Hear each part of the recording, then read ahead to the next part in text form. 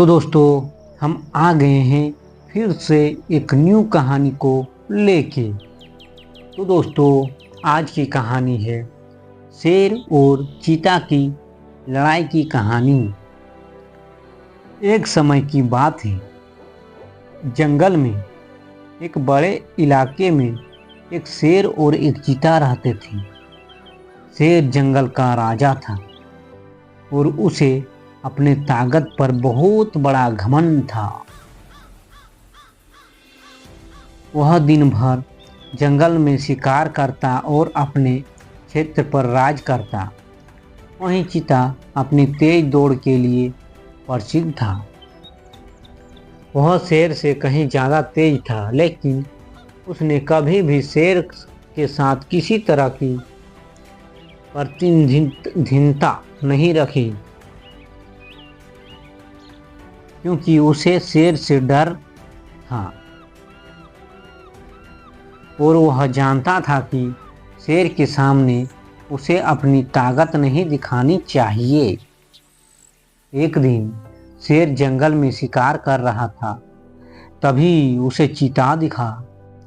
चीता उस समय एक जंगली बकरी का पीछा कर रहा था और उसकी दौड़ की गति से वह बकरी को बहुत जल्दी पकड़ सकता था। शेर ने देखा कि चीता बहुत तेज दौड़ रहा है और यह भी कि वह शिकार को बहुत जल्द पकड़ लेगा। शेर को यह बात बहुत बुरी लगी, क्योंकि वह खुद भी शिकार करना जानता था, लेकिन चीते की दौड़ और उसकी चुस्ती से वह शिकार को बहुत आसानी से पकड़ता था। शेर ने सोचा, आज मैं इस चीते को सबक सिखाऊंगा। शेर ने चीते को आवाज दी, कहाँ जा रहे हो चीते?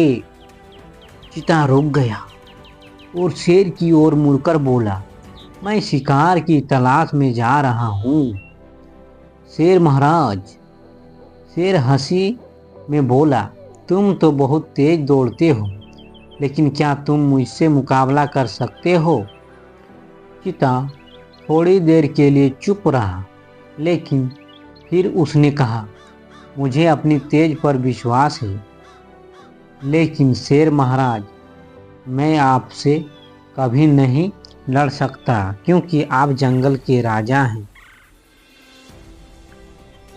शेर ने अपनी ताकत का अहंकार करते हुए कहा, आज तुम मुझे हरा कर दिखाओ। अगर तुम मुझसे जीत गए तो तुम्हें जंगल में शिकार करने की आज़ादी मिल जाएगी, लेकिन अगर तुम हार गए तो तुम मुझे अपना शिकार बनाओगे। चीता ने शेर की चुनौती स्वीकार कर ली। दोनों जंगल के एक खुले मैदान में पहुंचे, जहां दोनों के बीच मुकाबला होने वाला था। शेर ने अपनी पूरी ताकत से हमला करना शुरू किया, लेकिन चीते की गति और चपलता ने शेर को चकमा देना शुरू कर दिया। शेर ने कई बार चीते को पकड़ने की कोशिश की, लेकिन चीता उसकी पकड़ से निकलने में सफल रहा। शेर की शक्ति और उसकी ताकत के बावजूद चीता अपनी तेजी के कारण शेर से बहुत आगे था।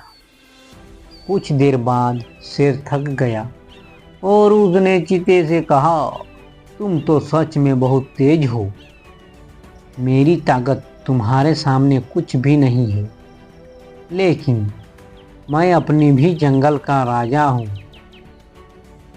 और मैं तुम्हें इसका एहसास दिलाना चाहता हूँ। चीता थोड़ी देर चुप रहा और फिर उसने शेर से कहा, शेर महाराज, ताकत केवल शरीर की नहीं होती, बल्कि बुद्धिमानी और चालाकी से भी होती है।